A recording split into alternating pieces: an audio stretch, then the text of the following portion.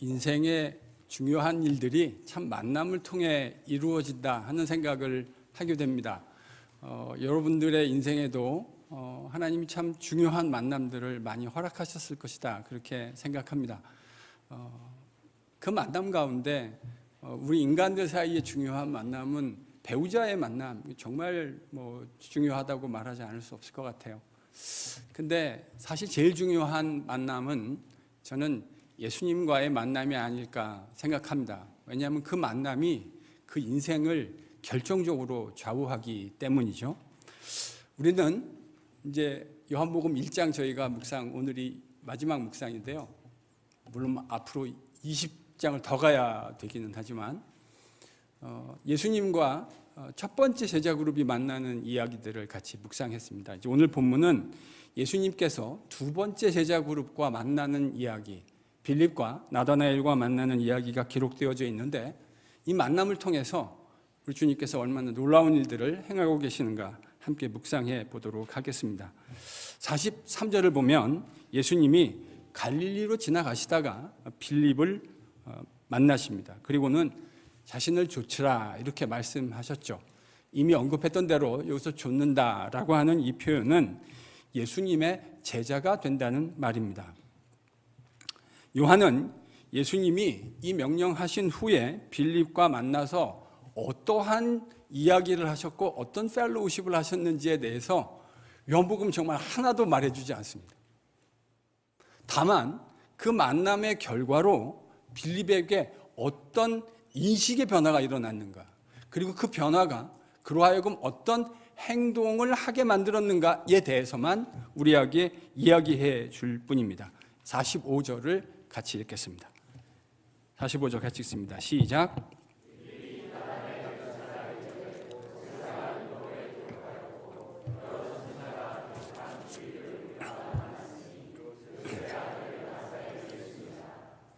여러분, 이 45절을 보면 빌립이 예수님을 만나서 그의 인식의 변화가 생겼다 하는 것을 알 수 있습니다. 그는 뭘 깨닫게 됐죠?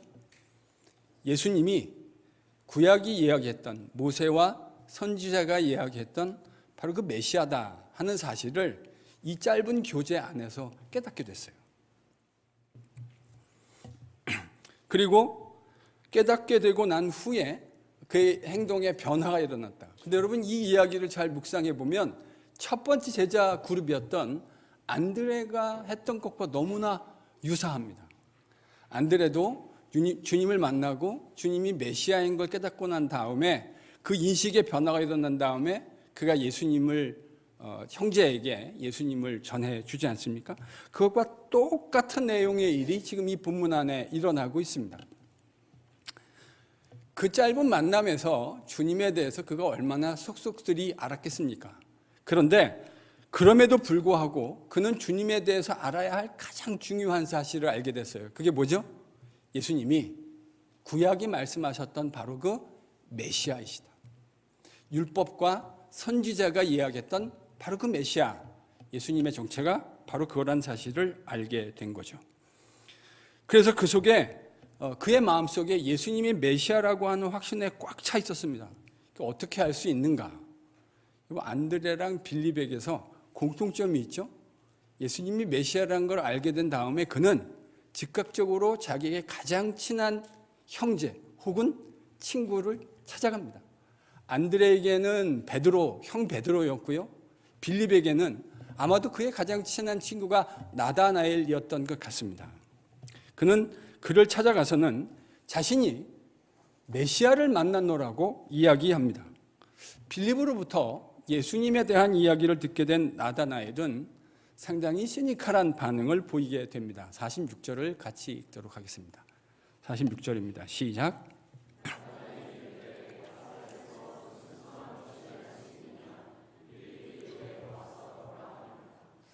여러분, 이 반응, 나사렛에서 뭔 선한 게 날 수 있겠는가? 제가 교회에서요, 이런 류의 이야기를 진짜 많이 들은 것 같아요. 그러니까 거기서 뭔 선한 게 날 수 있겠어, 이런 식의 이야기들을 제가 교인들로부터 참 많이 들은 것 같은데, 여러분, 이 말은 지금 나다나엘이 이 나사렛을 일방적으로 무시하는 이야기라기보다는 이런 의미를 갖고 있는 것 같아요. 메시아가 출생할 수 있는 출생지에 관한 한 나사렛은 그 후보가 될 수 없다라고 하는 그의 이해, 유대인들의 이해를 담고 있는 것 같습니다. 그럼 여러분, 유대인들은 메시아가 어디에서 날 거라고 생각하고 있었을까요? 마태복음 2장에 보면요, 유대 땅 베들레헴에서 메시아가 날 것이다. 그들은 그렇게 알고 있었고 기대하고 있었던 거죠. 그런데 지금 빌립이 와서 나다나엘에게 예수님을 어디 사람이라고 소개하고 있습니까? 나사렛 사람. 그러니까 빌립은 예수님을 나사렛 사람이라고 소개해 줬는데 나다나엘은 알고 있어요. 메시아는 어디서 출생한다고요? 베들레헴. 그러니까 나사렛 출신은 메시아일 수 없다. 지금 이 생각으로 이 이야기를 한 거죠. 저는 제가 나다나엘이어도 비슷한 반응을 했을 것 같다 하는 생각을 합니다. 여기서 전 이런 생각을 해보게 되는 게, 신앙이라는 게 무턱대고 믿는 맹신이 아니다. 여러분하고 그 얘기를 오늘 좀 해보고 싶습니다. 신앙이라는 게 무턱대고 믿는 것. 그래서 목회자들이 내용도 없는데 성도들로부터 아멘을 독려해 내려고 하고, 성도들은 그 내용이 없는 거에 대해서 목회자의 마치 무슨 후렴구에 반응하듯이 그렇게 아멘하게 되어지고, 저는 그런 모습이 이 조국교회와 이민교회를 병들게 만들고, 그렇게 의도하지는 않지만 궁극적으로 피폐하게 만들고 있다고 생각합니다.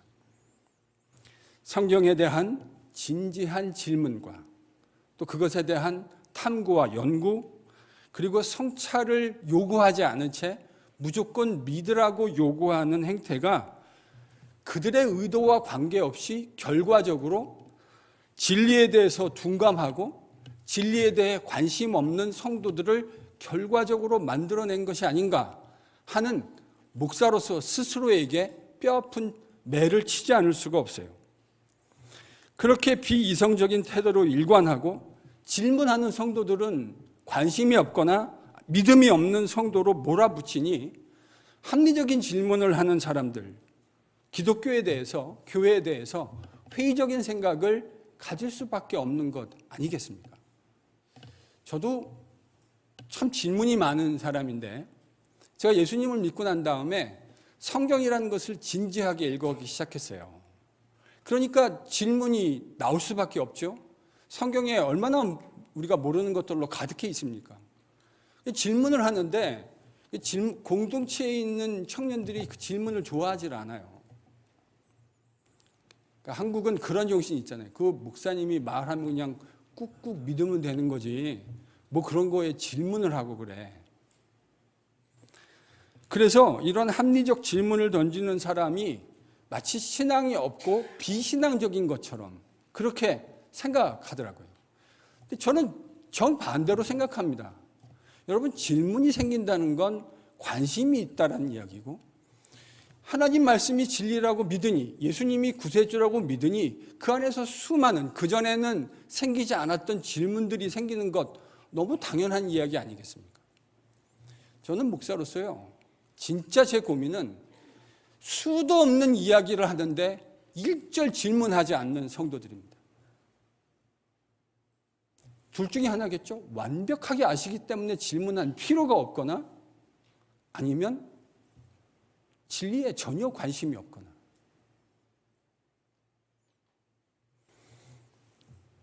여러분, 질문한다는 건 관심이 있다는 겁니다. 그래서 저는 제가 비록 성도들의 질문에 다 대답해 드릴 수 있는 깐냥도 되지 않고 실력도 되지 않지만, 제가 대답하지 못한다고 해서 질문하는 성도들이 두렵지 않습니다. 도리어 질문하는 성도들이 반갑습니다. 그리고 정직하게 고맙기까지 합니다. 내가 그렇게 사랑하는 주님에 대해서 저들도 한 성령이 역사하셔서 그들의 거룩한 질문이 일어난다고 생각하면 저는 제가 대답 못하는 것 두렵지 않습니다. 물론 더 잘 대답해드리고 싶은 마음 굴뚝 같지만 그렇지 못한다 해서 안타깝지 않습니다. 왜냐하면 어느 시점에 주님께서 궁극적으로 다 알게 하실 것이라 믿기 때문입니다. 나다나엘이 허무맹랑한 이야기하고 있지 않다라고 하는 사실을 빌립도 너무나 잘 알고 있습니다. 어떻게 알 수 있습니까? 나다나엘에 대한 빌립의 반응을 보면 그가 이렇게 얘기하죠. 와 보라. 와 보라. Come and see. 여러분 이게 무슨 말일까요? 나사렛에서 메시아가 출생할 수 있느냐라는 논리적 질문에 대해서 빌립은 대답해 줄 수 있지 못했어요. 대답해 줄 내용이 없었어요. 자기도 알고 있는데요. 메시아는 나사렛에서 나지 않는다는 거 알고 있는데 예수님이 지금 나사렛 출신이잖아요. 그래서 이 논리적으로 질문한 것에 대해서 그는 대답해 줄 수 없었습니다. 그래서 뭐라고 대답했죠? 와 보라. 무슨 말입니까? 논리적 대답 불가. 그런데 와서 보면 너도 내가 왜 이분을 메시아라고 이야기하는지 충분히 알게 될 거야. 여러분 이런 함의가 담겨져 있는 거 아닙니까? 그러니 와서 보라. 논리적 대답 나 불가능한데 내가 경험하고 있는 새로운 세상을 가져오시는 저 메시아에 대한 이야기를 내 친구가, 내가 사랑하는 친구가 그분을 꼭 알게 됐으면 좋겠다. 이 마음으로 와 보라 이렇게 이야기한 것이죠. 분명히 빌립의 논리는 충분히 나다나엘을 설득할 만큼 충분하지 않았을 겁니다. 그러나 나다나엘은 친구 빌립의 진정성 있는 어투와 메시아를 만났다고 하는 그의 진지한 모습 속에서 비록 논리로는 설득되지 않았지만 그 친구의 진정성과 인격을 신뢰해서 따르게 된 거죠. 전 주님을 전하는 게 꼭 이와 같을 것이라고 생각합니다. 교회 안에 성도들과 전도에 관한 이슈를 제자훈련 가운데 이야기하다 보면 꼭 이야기가 나와요. 목사님, 저는 예수님을 전할 만큼 충분한 지식을 가지고 있는 것 같지 않습니다. 일면 성도들이 왜 그 말씀을 하시는지 전 이해가 되기는 합니다. 잘 알아야 주님을 잘 전할 수 있을 텐데 나는 주님에 대해서 충분하게 잘 알고 있는 것 같지 않으니 그런 건 목사나 열심히 전하시오 이렇게 생각하시는 것 같아요. 근데 저는 우리가 주님을 전하기 위해서 꼭 학자와 같이 정통하고 박식한 지식을 가져야만 된다고 생각하지는 않습니다. 오늘 본문을 보십시오. 이들이 주님과 만나서 뭘 얼마나 길게 교제했겠습니까? 문맥상 그 교제가 별로 긴 것 같지가 않아요. 그럼에도 불구하고 그들이 만난 메시아 예수님에 대해서 진정성 있게 느낀 것을 정직하게 이야기했죠. 그리고 그들의 그 진정성 있는 평상시 싸우는 허투루 말을 하지 않는 그 인격과 진정성의 친구의 인격의 감화가 되어서 지금 주님 앞으로 그들이 나온 것 아닙니까? 저는 이렇게 생각합니다. 제가 주님을 잘 알게 되는 말씀 공부와 제자훈련의 과정이 필요 없다라는 말 아닙니다. 그게 왜 필요 없겠습니까? 제가 거기다 얼마나 많은 심혈을 쏟아붓고 있는데요. 그런데요, 주님을 증거하기 위해서 우리는 학자와 같이 능통한 지식을 가져야만 주님을 증거할 수 있다는 건 저는 거짓이고 신화라고 생각합니다. 우리가 주님을 만난 만큼의 진정성 있는 그 이야기, 그것이 우리의 거짓 없는 평상시 우리가 갖고 있는 그 크레딧에 담겨질 때 주님은 그것을 사용하셔서 그 나머지 건 주님께 맡겨드리면 돼요. 그분이 알아서 하실 수 있는 영역이에요. 어차피 그 사람들의 회심을 우리의 이 얄팍한 지식과 새치 혀로 어떻게 설득할 수 있겠습니까? 하나님이 역사해 주셔야만 되는 거거든요. 그 영역은 주님께 맡겨드리면 된다고 생각해요. 바로 그런 사실을 오늘 본문을 통해서 우리가 보게 되는 것이죠. 빌립의 손에 이끌려 나다나엘은 주님 앞으로 인도되었습니다. 주님은 자기 앞에 오는 나다나엘을 보시고는 보라, 이는 참 이스라엘 사람이다. 그 속에 간사한 것이 없다.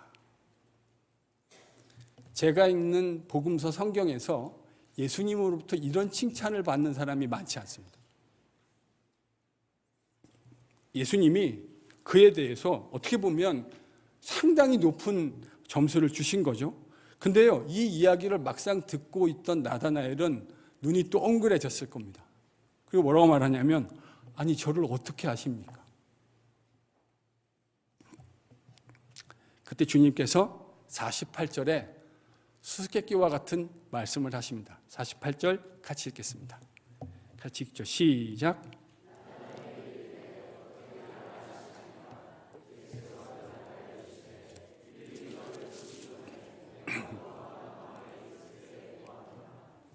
빌립이 널 부르기 전에 네가 무화과 나무 아래 있을 때 내가 너를 보았다. 주님이 이제 그렇게 말씀하셨습니다.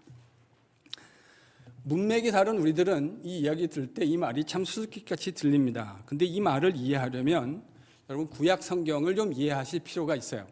왜냐하면 예수님이 만들어내신 표현이 아니라 구약 성경에 기초하고 있는 이야기였고, 이 이야기가 예수님 당시 유대인들에는 꽤나 파퓰러한 이야기가 되었다는 흔적이 있기 때문입니다. 스가랴 3장 10절, 미가서 4장 1절에서 4절인데 오늘 여러분 미가서 1장 4절까지만 보겠습니다. 좀 길긴 하지만 어떤 내용인지 한번 읽어보실까요? 이 말이 어디서 어떤 맥락에서 나왔나 같이 읽습니다. 시작.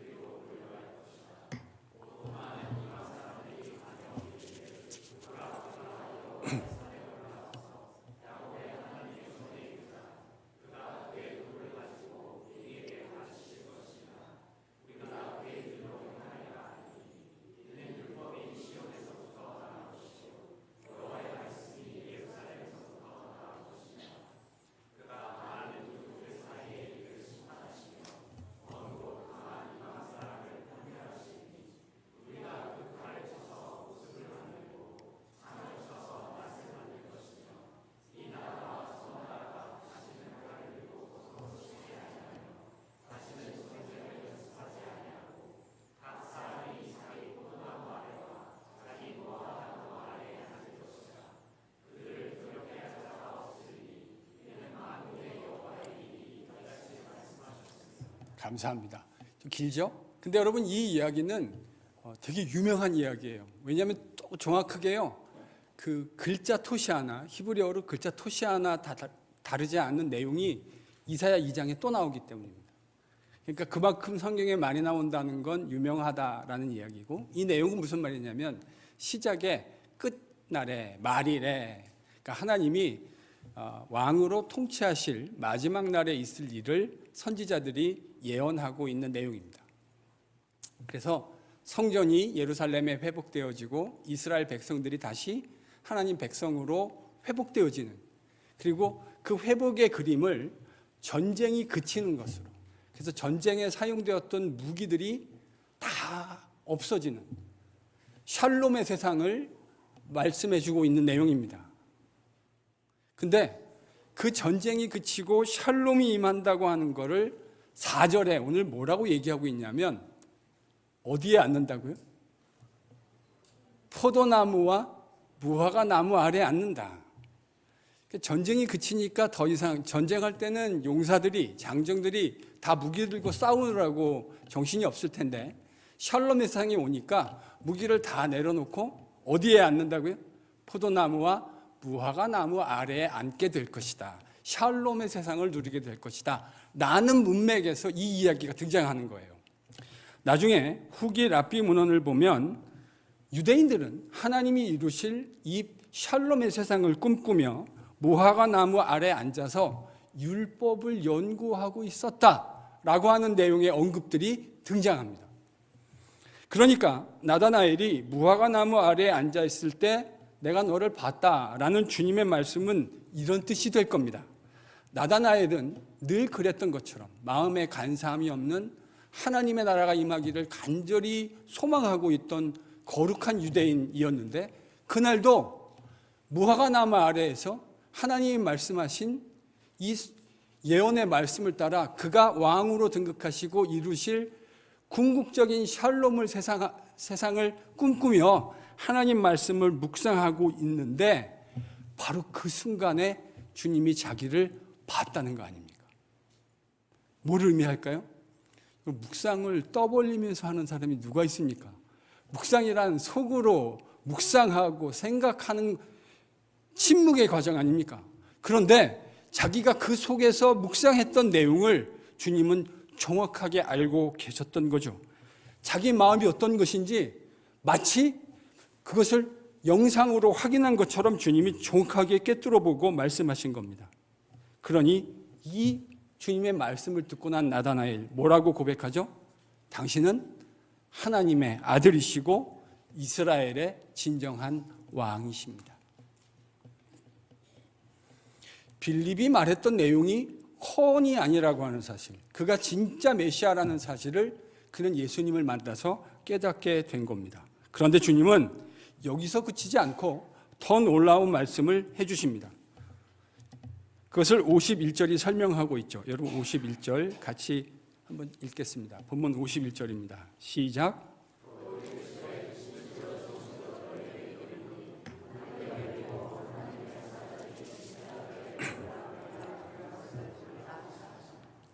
주님은 이것으로 이것 때문에 놀라고 있는 나다나엘을 보시고는 내가 너에게 더 큰 걸 말씀해 주겠다 하시면서 51절에 뭐라 그러시냐면 하늘이 열리고 하나님의 사자들, 천사들이죠. 인자 위에 오르락 내리락 하는 것을 볼 것이다. 하나님의 사자, 천사가 사다리 위로 오르락 내리락 하는 거. 여러분 우리 이거 이미 묵상하지 않았습니까? 창세기 28장에서 형 에서를 떠나 도망하던 야곱, 베델에서 길가에서 잠을 자야 하는, 돌로 베개를 삼고 자야 하는 그에게 하나님이 그 인생에 처음으로 나타나셨습니다. 그리고는 환상 가운데 천사들이 사다리 위로, 땅과 하늘로 연결된 이 사다리 위로 오르락 내리락 하는 것 보게 하셨습니다. 그리고는 그가 누운 땅을 그와 그의 자손에게 줄 것이다. 하나님은 그렇게 약속해 주셨습니다. 그는 잠을 자다 일어나서 깨서 자기가 있는 곳이 일반적인 장소가 아니라 거룩한 곳임을 깨닫고 자기에게 가장 소중했던 기름을 부어드려 하나님 앞에 예배하고 그를 찬양했습니다. 그리고는 그것을 뭐라고 불렀냐면 베트엘, 하나님의 집. 그래서 베델이라는 이름이 생긴 거죠. 하나님의 집. 그리고 그는 이렇게 말했습니다. 자신이 부은 이 돌, 바로 이것이 하나님의 집이 될 것이다. 하나님의 거룩한 임재가 거하는 바로 그것이 될 것이다. 그런데요, 지금 창세기 28장이 이게 경건한 유대인이라면 이 유명한 구절을 모를 수 없는데 그것이 생각나게 하는 방식으로 주님이 말씀하신 거예요. 근데 여러분 창세기 28장과 오늘 본문을 잘 관찰하시면 이 두 개 사이에는 차이가 한 가지 있습니다. 어떤 차이점이 있죠? 천사가 오르락 내리락 하는 것이 인자 위에 오르락 내리락 할 것이다 라고 하는 것이 창세기랑 달라요. 전 이게 요한복음이, 결론을 먼저 말씀드리면 요한복음이 말하려고 하는 성전 신학이라고 생각합니다. 이미 우리는 예수님의 성육신, 그가 육신을 가지고 우리 가운데 거하심에 스케노라고 하는 이 말이 성막을 치시고 성전을 지으시는 사건이다라고 여러분에게 이미 말씀드린 일이 있습니다. 정확하게 같은 내용이고요. 이제 2장에 가면 이 이야기를 우리가 또 한 번 하게 될 겁니다. 하나님은 야곱에게 보여주셨던 베델의 약속, 즉 그와 그의 자손을 축복하고 그들을 함께 하시며 그들과 동행하시겠다고 하는 그 약속을 이제 예수님 안에서 완전한 성전을 지으심으로 이루실 겁니다. 그게 요한복음이 이야기하려는 내용이에요. 즉 과거 야곱에게 주셨던 이 약속이 성전이신 예수님을 통해서 완벽히 이루어질 것, 지금 나다나엘에게 미리 예언적으로 말씀해 주고 계신 것이죠. 나다나엘은 예수님 메시아를 만났을 뿐만 아니라 예수님과의 교제를 통해서 야곱에게 하나님이 주셨던 그 약속이 어떻게 인자이시고 성전이신 예수님을 통해 성취될 것인가 라고 하는 놀라운 약속을 듣게 된 겁니다. 참으로 놀라운 축복이 아닐 수 없습니다. 지금 이 시점에 어느 누구에게도 예수님이 이 비밀을 알려주신 일이 없어요. 그런데 하나님의 나라를 사모하고 율법을 무화과나무 아래서 묵상하고 있었던 이 순결한 하나님의 백성 나다나엘에게 처음으로 이 비밀을 알려주신 것이죠. 그런데 여러분, 더 놀라운 사실이 있습니다. 그게 뭔지 아십니까? 나다나엘은 그 약속이 이제 성취될 것이라는 이야기를 예수님으로부터 들었지만 우리는 그 약속이 이미 실현된 현실을 살아가고 있다는 사실입니다. 그러니 더 놀라운 일이죠. 그는 아직 완성되지 않은 이야기, 이제 예수님을 통해 이루어질 이야기를 들었지만 우리는 그것이 현실이 된, 그 약속이 현실이 된 현실을 살아가고 있다는 거예요. 예수님께서 이미 자신의 육체로 성전을 지으셨습니다. 이 사실을 믿음으로 인정한 우리들은 성전이신 주님 안에서 우리의 허다한 죄악들을 다 용서받습니다. 그리고 하나님을 아버지라 부르며 그와 교제하며 이 땅을 살아갈 수 있는 은혜를 누리게 된 거예요. 기독교 복음을 얘기할 때 우리가 예수님의 십자가 때문에 죄 용서받습니다 라고 얘기한 건 틀림없는 진리고 맞는 말씀이지만 저는 절반의 진리라고 생각합니다. 왜 그렇습니까? 하나님이 우리를 그리스도 예수의 십자가로 용서하시고 구속하신 이유는 그것으로 끝이 아니라 그 이후에 성전이신 예수님 안에서 우리와 함께 교제하기 위함입니다. 죄인은 하나님과 교제할 수 없습니다. 그 상태로 만나면 거룩한 하나님의 거룩을 감당해낼 수가 없어요. 그래서 하나님은 성전이신 그리스도 안에서 우리의 영원한 제물이 되신 예수님 안에서 우리의 죄악을 용서하시고 하나님과 교제하는 새로운 백성을 만드신 것이죠. 그래서 하나님과 예수 그리스도 성전이신 그리스도 안에서 하나님과 온전히 교제하며 살 수 있는 그런 사람을 만들어 내신 겁니다. 이것이 요한복음이 말하려고 하는 새 창조의 신학이에요. 온전히 진정한 인간다운 삶, 가장 우리 모두가 그렇게 염원하는 행복한 삶을 살고 싶은데 그것을 살 수 있는 방법을 예수님을 통해 우리에게 가르쳐 주신 것이죠. 근데 여러분 그거 아십니까? 세상은 수도 없는 모조품을 만들어냅니다. 복음에도 저는 수많은 모조품이 있다는 사실을 깨닫게 됐어요. 교회 안에 있는 성도들에게도 예수님과 누리는 진정한 교제, 그게 우리를 진짜 행복하게 하고 가장 사람답게 살 수 있는, 그가 우리를 만드신 목적에 부합하게 사는 방법인데 사단은 우리에게도 끊임없이 거짓말로 속삭입니다. 정말 행복해지고 싶지. 그러면 예수 믿는 것 같고 안 돼. 돈도 많아야 되고 사회적으로 이런 것들도 누리고 있어야 돼. 그래야 행복해져. 라고 우리에게 속삭입니다. 그때 여러분,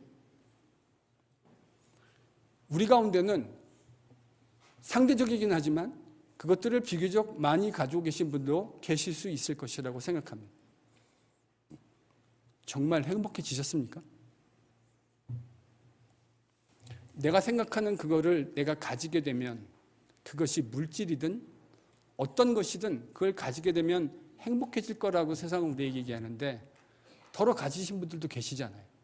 정말 행복해지셨습니까? 인생은 그런 것들을 많이 가진다고 행복해지지 않습니다.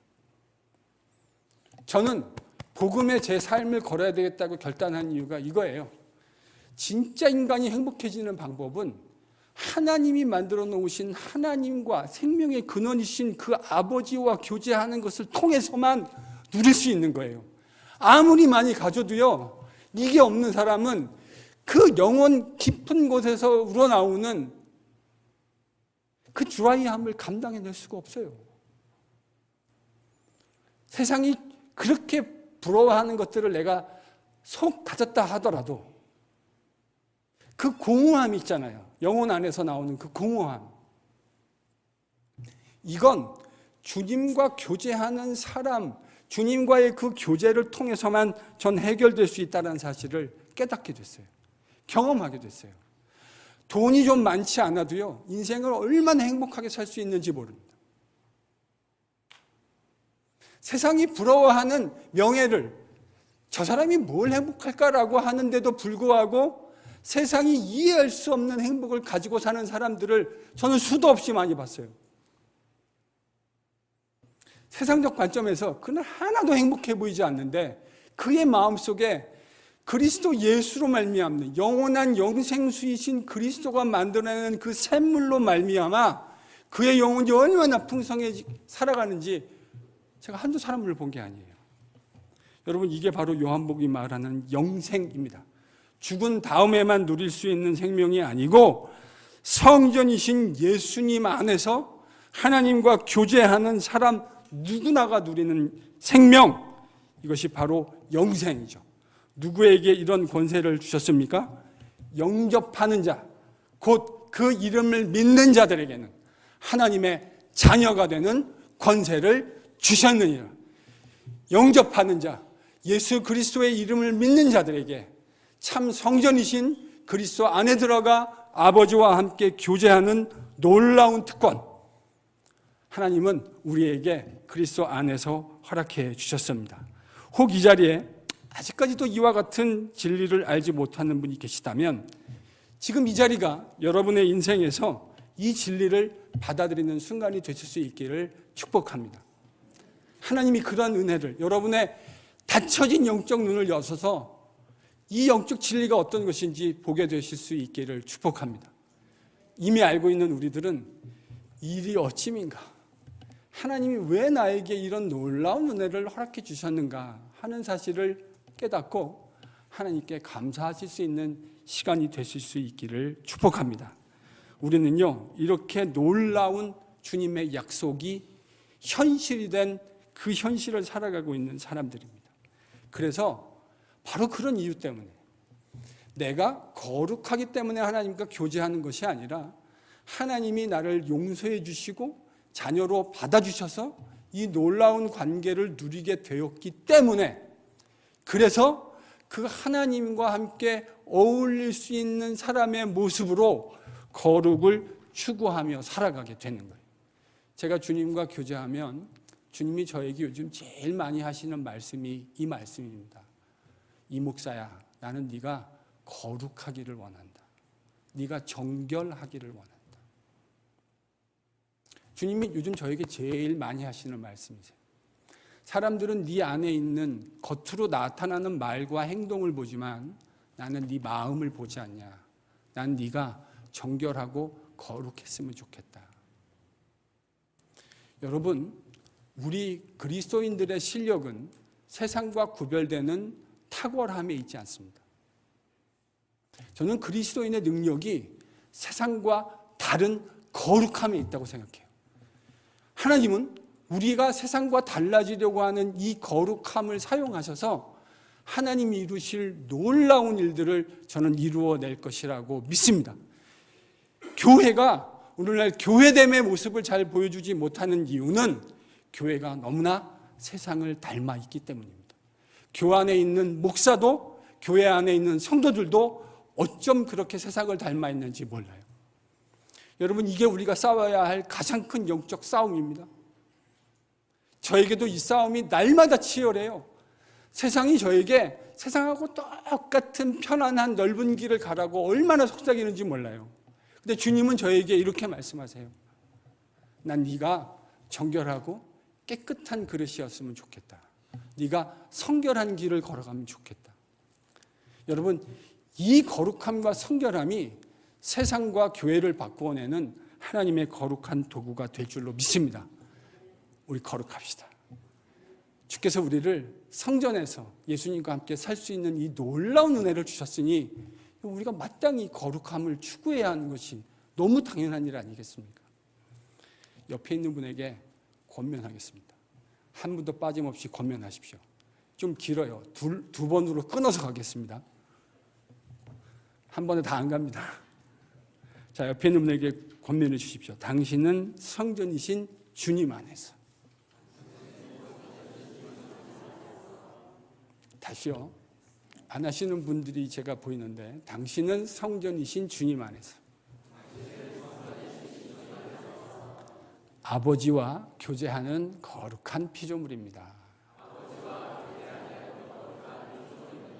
네, 아멘. 저한테도 한번 얘기해 주세요.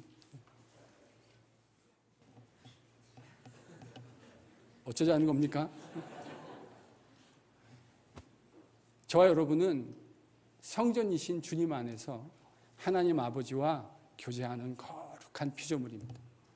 이렇게 살면요, 틀림없이 I guarantee you 틀림없이 여러분은 가장 행복한 인생을 살게 되실 겁니다.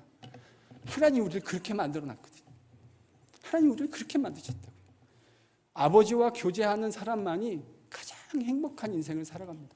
돈이 많지 않을 수 있어요. 세상적으로 명예가 많지 않을 수 있어요. 그러나 행복합니다. 행복한 걸 어쩌겠어요. 생명의 근원이신 그분과 딱 붙어 있으니 행복이 거기서 오는 거거든요. 근데 사람들이 이걸 몰라요. 그래서 돈이 많으면, 명예를 가지고 있으면, 세상 사람들이 부러워하는 것들을 가지고 있으면 내 인생 행복해질 거라고 생각하는데요, 천만의 말씀이요. 주님과 함께 교제하는 것에 우리 인생에 진정한 행복이 있습니다. 저와 여러분이 그거를 우리의 남은 날 동안 누려가는 귀한 성도들 될 수 있기를 축복합니다. 여러분, 그러니 우리 세상과 다른 거룩한 삶을 한번 추구하며 살아가 봅시다. 사랑하는 성도 여러분, 나다나엘에게 미리 알려준 그 축복을 우리는 현실로 경험하며 살아가는 거룩한 피조물입니다. 그러니 우리의 남은 평생 성전이신 주님 안에서 아버지와 늘 함께 동행하며 거룩함을 추구하는 아름다운 역사들이 일어날 수 있기를 축복합니다. 그리고 그렇게 살아가는 우리의 진정성 있는 행동과 말들을 통해 하나님은 지금도 이 땅 세인루이스 땅에서 주님을 알아야 할 수많은 사람들을 우리를 통해 그 놀라운 역사를 이루어 가게 되실 줄로 믿습니다. 저는 이걸 상상하는 게 제 인생에서 제일 행복해요. 이 부족한 이 목사를 통해, 내가 사랑하는 우리의 성도들을 통해 하나님이 이 놀라운 일들을 이루어 가실 것이다. 여러분, 이걸 상상하면요, 막 가슴이 설레이고 가슴이 쿵닥쿵닥하지 않을 수가 없어요. 하나님이 하실 놀라운 일 보고 싶지 않으십니까? 하나님, 이런 성전에서 교제하는 우리를 통해 주님이 놀라운 역사를 이루어 가실 줄로 믿습니다. 이 놀라운 심장 뛰게 만드는 이 일에 우리 KPC의 모든 성도들이 아름답게 쓰임받을 수 있기를 예수 그리스도의 이름으로 간절히 축복합니다.